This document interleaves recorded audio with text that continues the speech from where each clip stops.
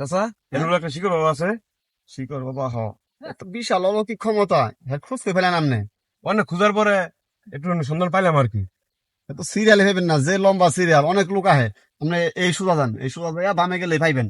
ওই গাছের গুড়ায় খালি বই থাকে, যান। ও আচ্ছা ঠিক আছে, ধন্যবাদ। বাবা এত বেলা হইয়া গেল, কোনো বডি বানা হইলো না।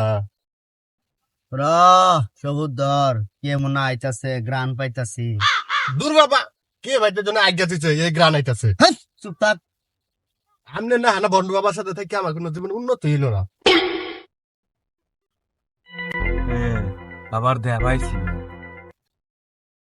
বাবা বাবা অনেক দূর থেকে আইছি একটা সমস্যার জন্য, সমাধান একটা করে দিতে হবে। কি সমস্যা খুললে গো? বাবা বাবা 2 মাস যাবত আমার বড় চলে গেছে, কোনোভাবেই আসতেছে না।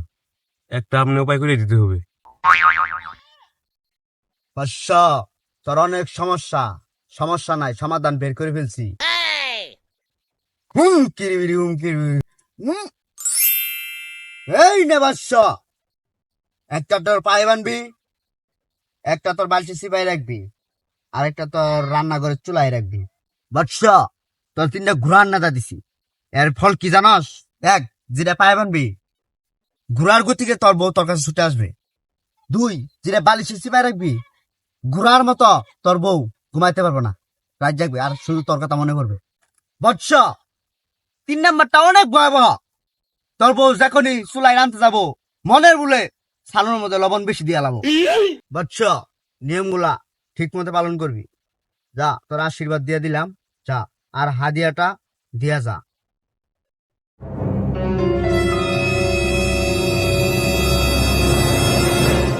বাবা বল, তোর কি সমস্যা? বাবা আমার কোনোভাবে প্রেম হইতেছে না, যদি কোনো একটা উপায় দিতেন।